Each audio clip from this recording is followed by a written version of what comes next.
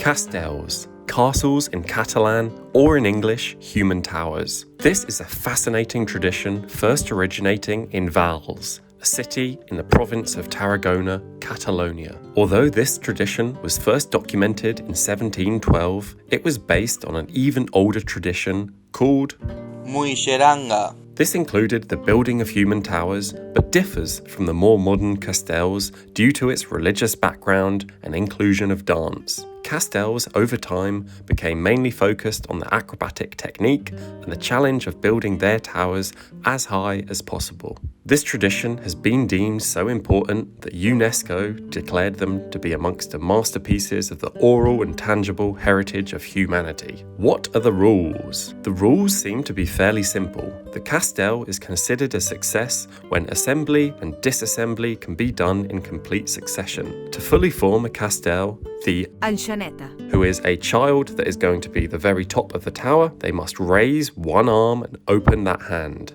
Typically, the castells are formed in two sections. First, the base layer, the piña, is formed slowly and carefully.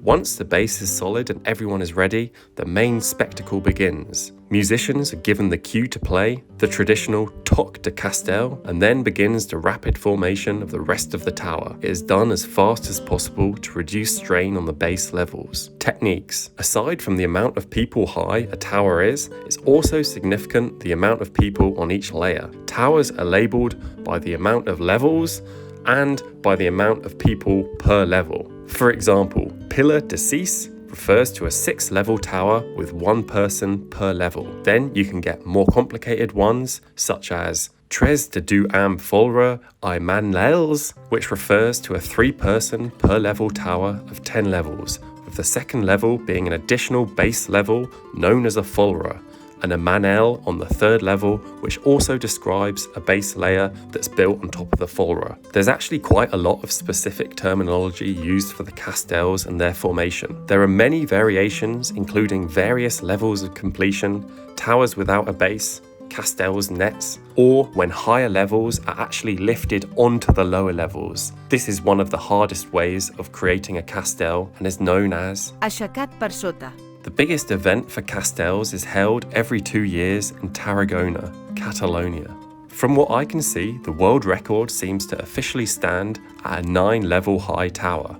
When you think about it, there must be a different record for number of levels and for total height of the pyramid. You could theoretically get a lower height with more levels if you had shorter people and vice versa. I'm not sure which one is deemed more important. Even though this is what's recorded officially in the Guinness Book of World Records, it actually seems like this record was beaten in the last competition in Tarragona. The Verds team achieved a 10-level tower with 3 people per layer.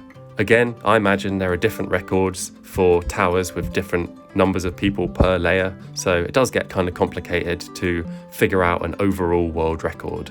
Accidents. Throughout the history of castells, there have somewhat surprisingly only been 4 recorded deaths. The most recent was a 12-year-old girl that fell from a 9-level tower in 2006 and tragically died from head injuries. This incident resulted in the usage of helmets, which thus far has resulted in no cases of traumatic brain injury since they've been introduced.